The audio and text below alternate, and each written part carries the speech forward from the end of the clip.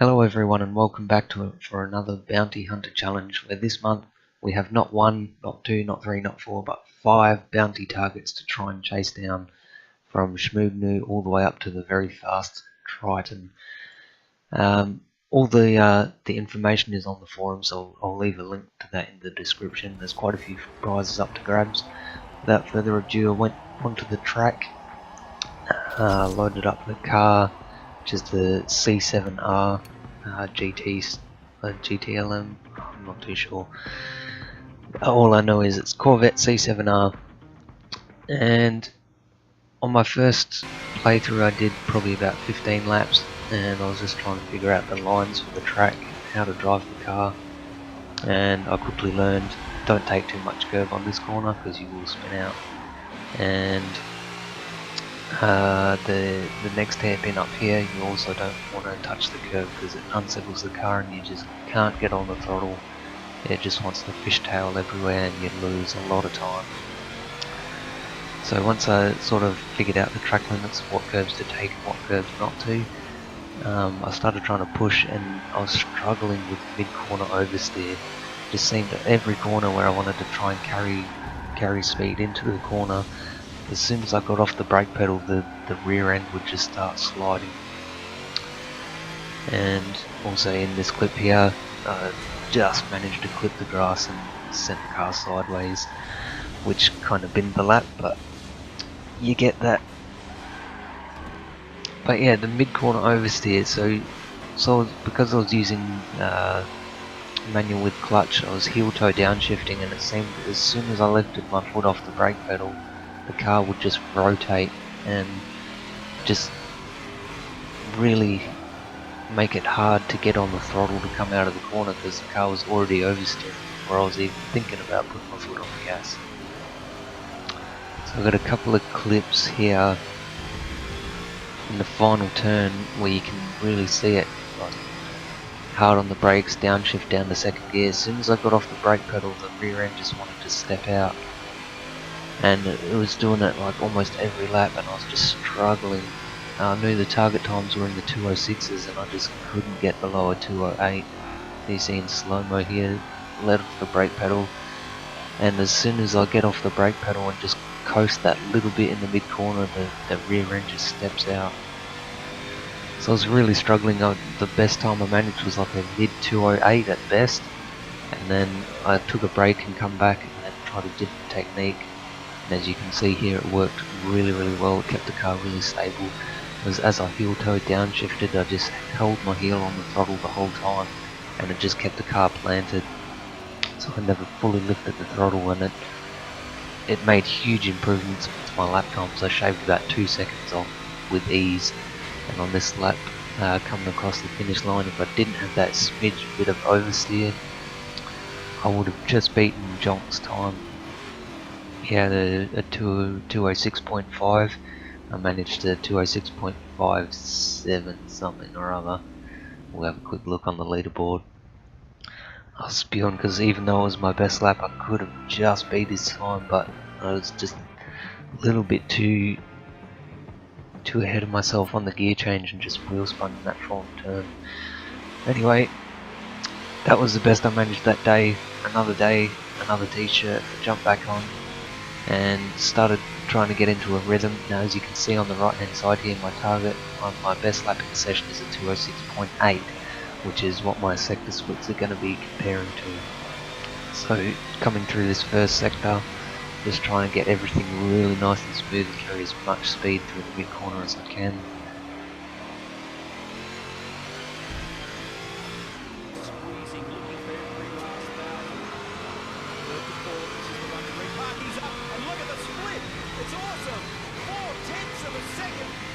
And I saw that split time and I thought, oh geez, this is going to be a 205, because I knew in the final corner I could shave off 3/10 with ease.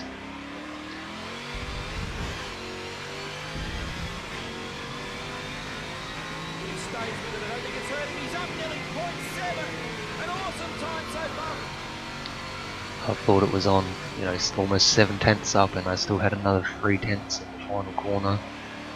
but unfortunately the lap kind of all fell apart, everything went wrong. So coming through the third sector here, I lost a little bit of time, still trying to be as smooth and on the gas early as possible. But as you see here on the third split, we've dropped nearly 2/10 of a second,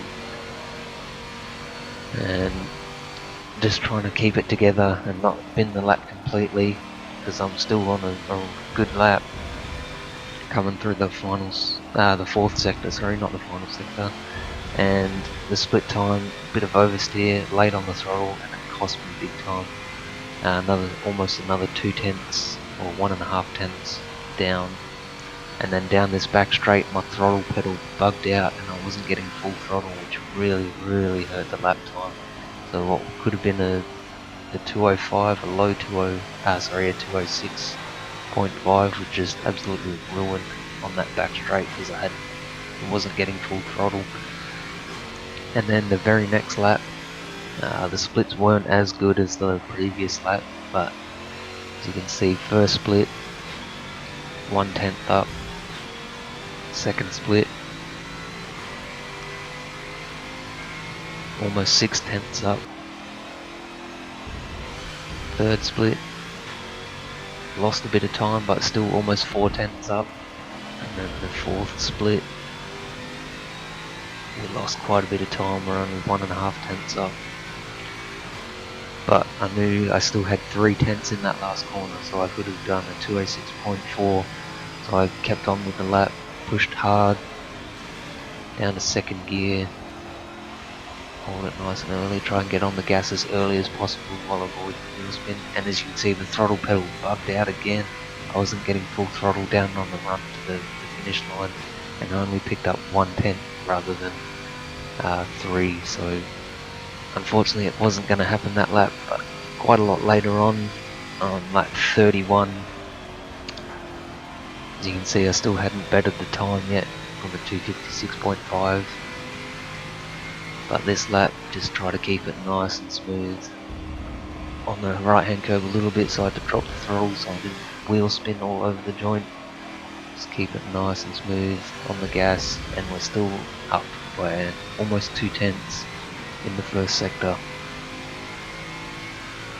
And coming down to this right, really slow right hand corner, it's really tricky to get this one right, and I was really struggling with this one a lot of the time. I made it through, it felt clean, it felt fast, but the second split time we're almost exactly 2/10 down.